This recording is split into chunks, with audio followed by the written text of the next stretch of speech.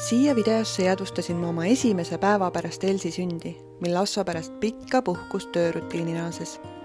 Veetsime üle 3 nädala kõik 5 koos ning nautisime seda aega kogu südamest, tänu millele tundus, justkui oleks see aeg olnud igavene. Ning tal oligi paras aeg otsa saada. Oli esmaspäev ning oli ilmselge, et suuri plaane ega ootusi päevaks ei olnud. Oluline on kulgeda, olla kohal ja tajuda, kus on meie uues 3 tütrega elus rütmid või selle puudumised. Alles tagant järgi, nüüd nädal hiljem, saan aru, et tegelikult olin ikka veidi ärevil küll ja esimene nädal oli kindlasti veidi hallim kui järgmine, kus tunnen end üsna enesekindlalt sõiduvees. Nüüd, kui oleme vahepeal mingeid rütme leidnud ning nende muutumise või neist lahtilaskmise vooluga rahumeelselt kaasa läinud, näen tagasi vaadates lausa veidi nostalgilise tooniga, et olin ju uut vastu võttes veel habras ja pidingi rohkem vaeva nägema, et uue elurütmi suurematel lainetel püsti püsida. Aga püsisin. Kõik läks kenasti.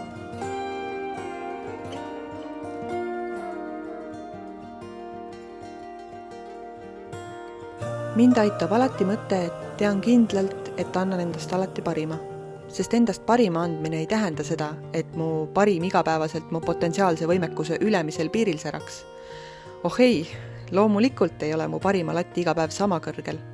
Vahel on kütust pool paaki, vahel vähem ja vahel ongi täitsa täis. Aga konks ongi selles, et kasutada saan vaid seda, mis on.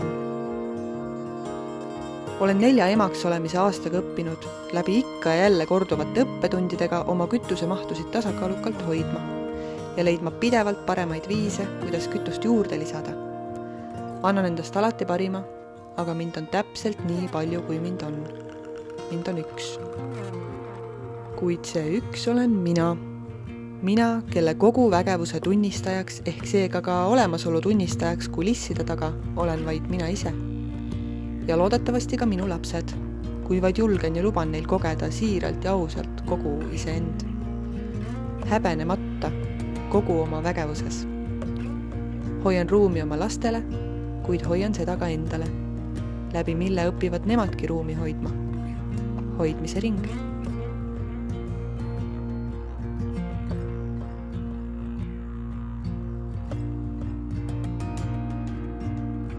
Olen tohutult tänulik ja õnnelik elu eest, mille oleme Assoga loonud. Olen tänulik, et saan kompromissideta elustiilis ja kasvatusmeetodites olla koos oma lastega päriselt kodus. Ja veel millises kodus? Oma unistuste pesas, kus naudime luksuseid nagu vabadus, vaikus ja soe turvatunne. Olen õnnelik, et olen hoitud ja saan nii palju hoida.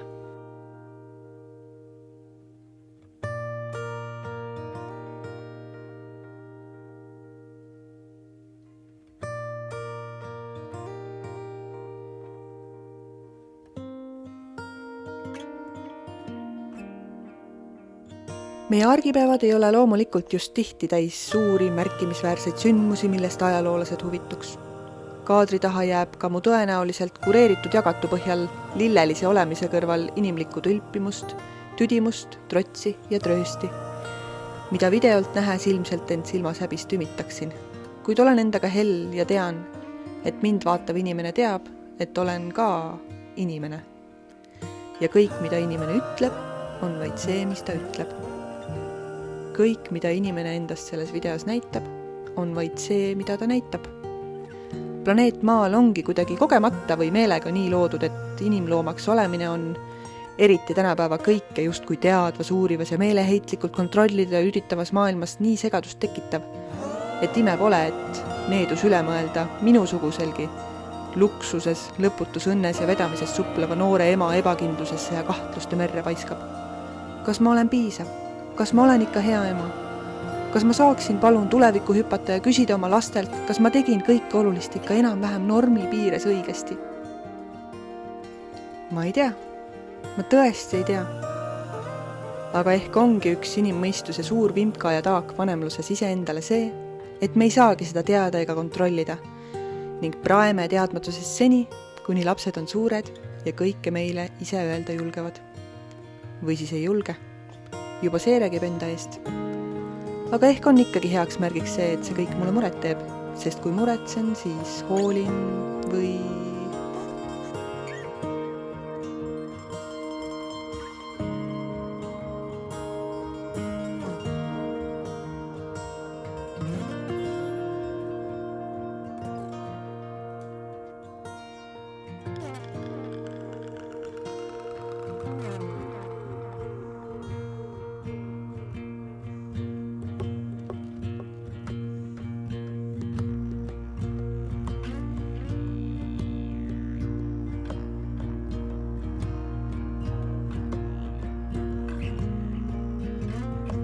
hea kontrast on see, et video sai filmitud energilisemal päeval, millega tagasi vaadates rahul olin.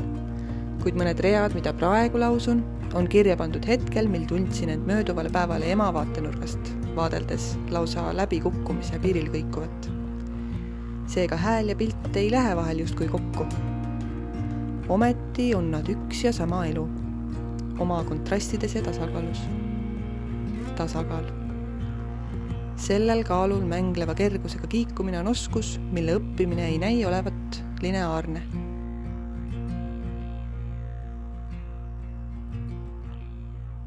Mõnel elu õppetunnil võime sama ringi teha tüdimuseni uuesti ja uuesti, kuid taipamine toimub hetkel, mil jõuame küll samasse kohta tagasi, aga targema ja kogenumana.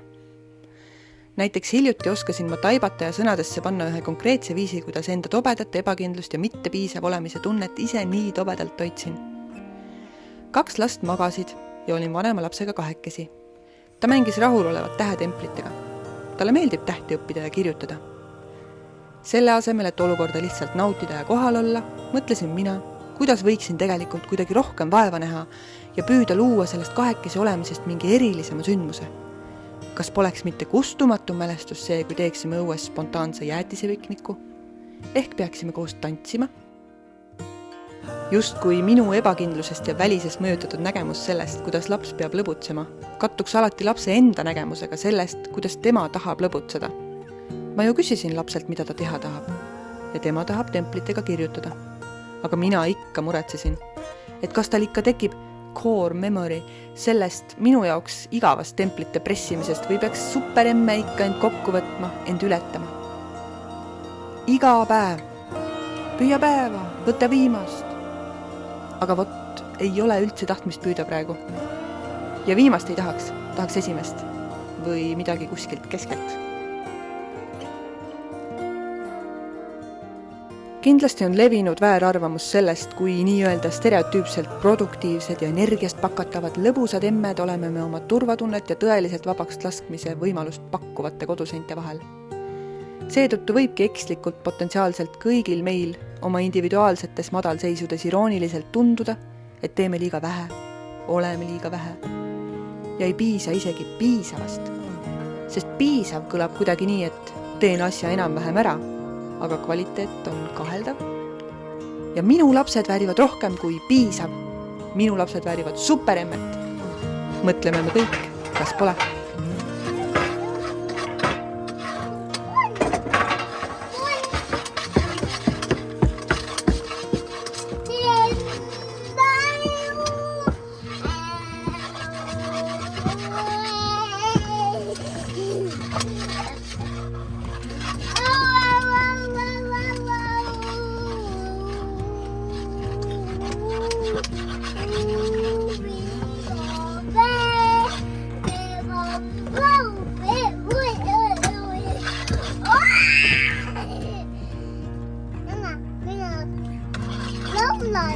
Aga ehk on üks suur saladus see, et vahel pole tarvis mitte end kokku võtta, vaid lahti lasta. Lasta lahti kontrollist püüda olla täiuslik ema. Selline, keda ka terve ööpäev kaameraga jälitades saaks kaadrisse vaid idüllilisi, silmailu pakkuvaid ja lausa õpetlikke talletamist väärt hetki. Ei eksisteeri tülpimust, tüdimust, trotsi ega tröösti. Isegi mitte igavust. Või on isegi tema igavus nii võluv, et kogu maailmal on sellest midagi õppida. Ehk kaasatakse sinna isegi need ajaloolased, sest neil oleks ju tõeline au sealt midagi tulevastele põlvedele üles märkida.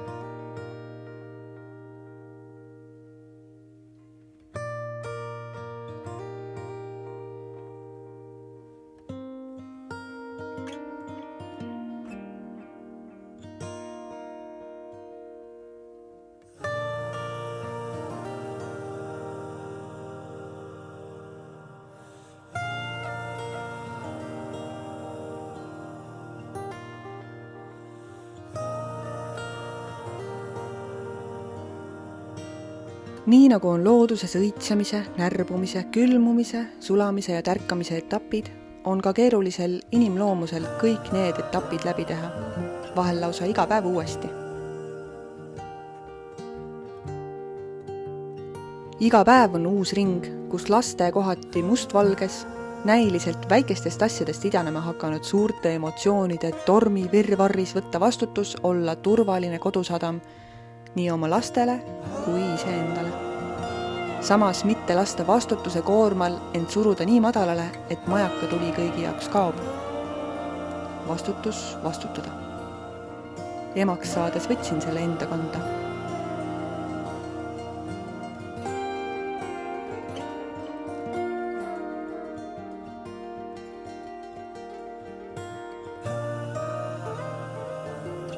Kannan seda uhkusega iga päev, kuid loomulikult võitlen vahel aukartusega tema vastu. Igas päevas võib olla õitsemist, närbumist, sulamist, tärkamist, märkamist ja õppimist, et tuleb eelkõige olla hell iseendaga. Sest kui me pole hellad iseendaga, jääb nüüdseks ka ühele või mitmele teiselegi eluliselt oluliseks saanud kodusadam suurte lainete taga kättesaamatuks. Ning lainete loksumine teeb hirmu, suisa haiget. Kõik tunded on ju lubatud, kas pole?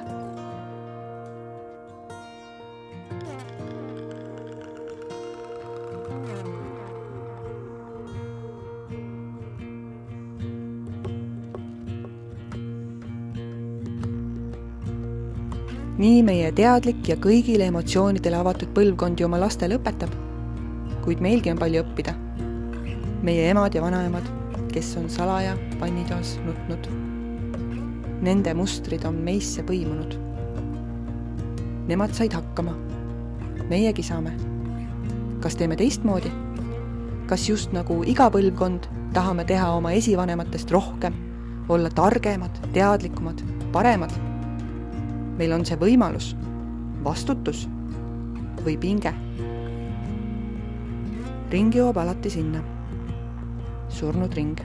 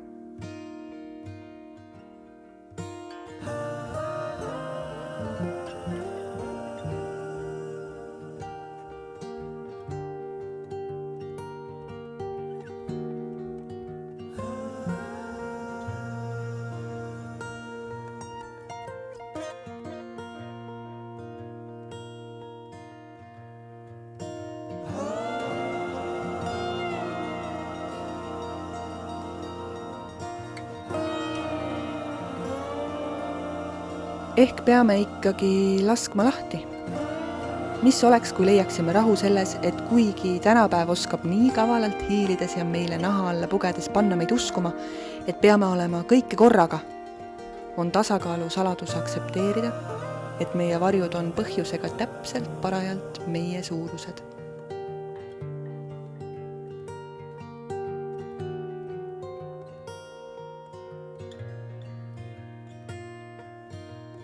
Vahel on nii, et suure inimese vägivaldselt liigagi kirjuks pressitud maailm vajab majakana end peegeldama oma laste mustvalgelt lihtsat headust, mis maandab ja tuletab meelde, kus on meie kese.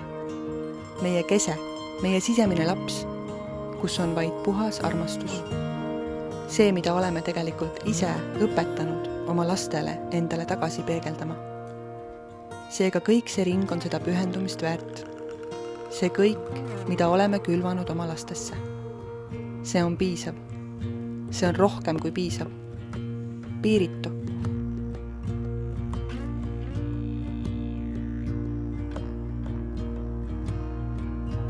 Seega olgem endiga hellad, sest kuigi lapsed avavad meis oma lihtsa võlujõuga mitmeidki avamist vajavaid väravaid, on meie vastutus hoida uksed lahti, et helluse valgus meist välja kiirgaks.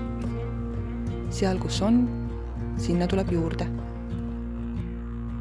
Hellus, hoitus, puhas armastus. Emad on kõige selle loojad. Uskugem oma vägevust.